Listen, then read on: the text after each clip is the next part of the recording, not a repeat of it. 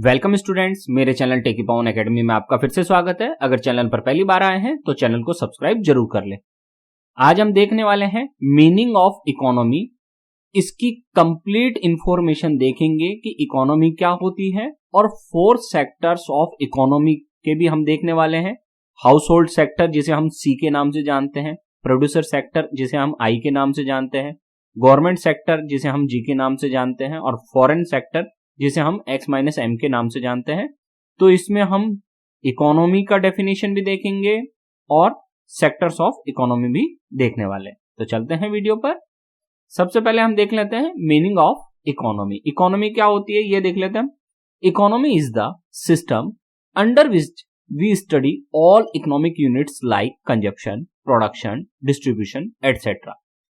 Economy में जितनी भी एक्टिविटी होती है, चाहे से वो कंजप्शन की हो, चाहे वो प्रोडक्शन की एक्टिविटी हो, इन सब यूनिट्स को मिलाकर जब कोई सिस्टम बनता है तो उसी को हम इकोनॉमी कहते हैं। आप देख सकते हैं या कंज्यूमर कंजप्शन कर रहा है, यहाँ प्रोड्यूसर प्रोडक्शन कर रहा है, यहाँ सर्विसेज दी जा रही हैं, यहाँ मनी है। तो इकोनॉमी में जितनी भी इकोनॉमिक एक्टिविटीज होती हैं, कंजप्शन की, प्रोडक्शन की, डिस्ट्रीब्यूशन की, इन सबको मिलाकर ही इकोनॉमी बनती है। तो क्लियर हो गया इकोनॉमी क्या होती है। अब देखते हैं 4 सेक्टर्स ऑफ इकोनॉमी देख लेते हैं हम वन बाय वन करके कि कौन कौन से सेक्टर्स इकोनॉमी के होते हैं।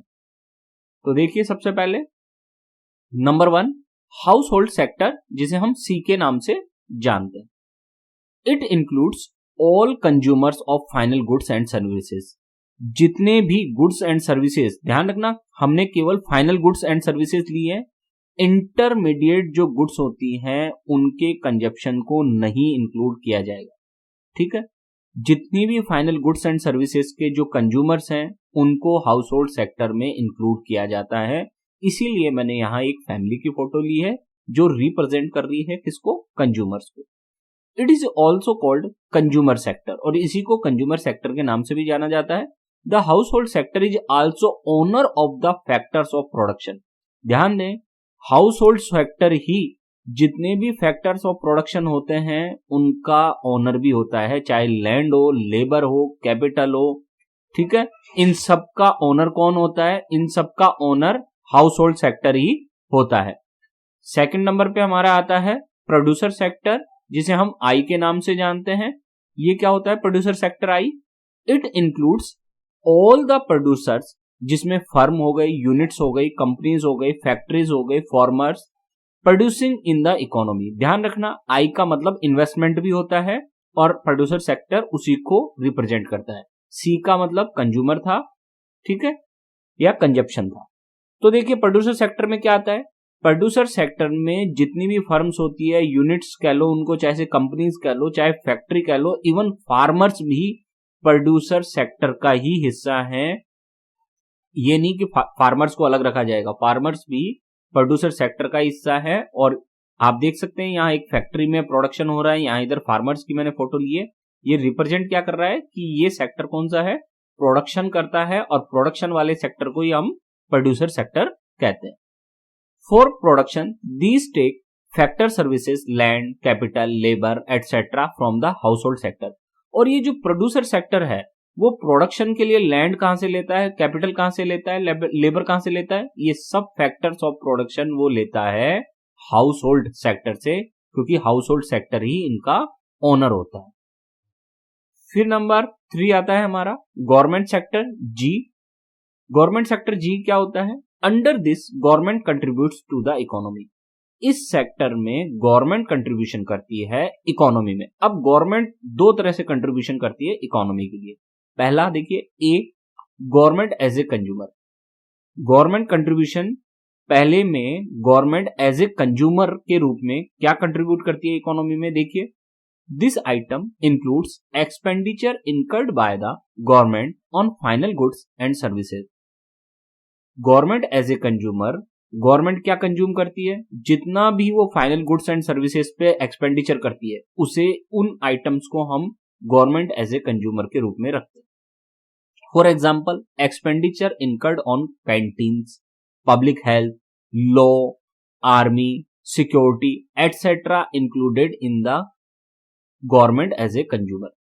इन सभी पर गवर्नमेंट चाहे कैंटीन पर एक्सपेंडिचर करे, पब्लिक हेल्थ पर जो पैसा खर्च करती है एक्सपेंडिचर करती है, लॉ पर जो कानून व्यवस्था पर जो पैसा खर्च करती है, आर्मी पर जो पैसा खर्च करती है, या सेफ्टी सिक्योरिटी पर जो पैसा खर्च करती है, उन सबको हम किस में रखते हैं? गवर्नमेंट सेक्टर में रखते हैं। और गवर्नमेंट सेक्टर का कौन सा हिस्सा? कंज्यूमर वाला हिस्सा। ये कंजप्शन कहलाता है गवर्नमेंट का। फिर देखते हैं आगे, देखिए ये देखिए पुलिस सर्विस आ गई। जैसा कि मैंने बताया, पुलिस सर्विस पर जो भी एक्सपेंडिचर किया जाएगा वो एज ए कंज्यूमर किया जा रहा है गवर्नमेंट की तरफ से। फिर आगे देखते हैं हम, तो देखिए ये हमारा आ चुका है, राफेल विमान आ चुका है।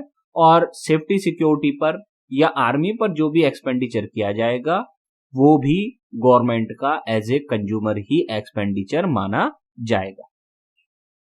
फिर नेक्स्ट है हमारा थर्ड ही चल रहा है हमारा, गवर्नमेंट सेक्टर जी का ही हिस्सा है, बी पार्ट नंबर बी, क्योंकि हमने दो भागों में बांटा ना गवर्नमेंट सेक्टर को, ए और बी। तो बी पार्ट क्या कह रहा है? Government as a producer. अब गवर्नमेंट प्रोड्यूसर के रूप में क्या करती है? तो देखिए under this item various firms, factories, institutions are opened by the government so that investment in the economy can be increased and the country can be taken forward on the path of development। इस sector में क्या होता है? इसमें government एक producer के रूप में वर्क करती है। एक वो गवर्नमेंट क्या करती है? कंपनीज खोलती है, फर्म्स खोलती है, इंस्टीट्यूशंस खोलती है, और वो अपनी कंपनीज के माध्यम से क्या करती है? प्रोडक्शन का कार्य करती है। जैसे national highways authority of India क्या करता है? नेशनल हाईवे बनाता है देश में, ये गवर्नमेंट कंपनी है। इंडियन रेलवेज क्या करती है? रेलवे का जो संचालन है वो करती है।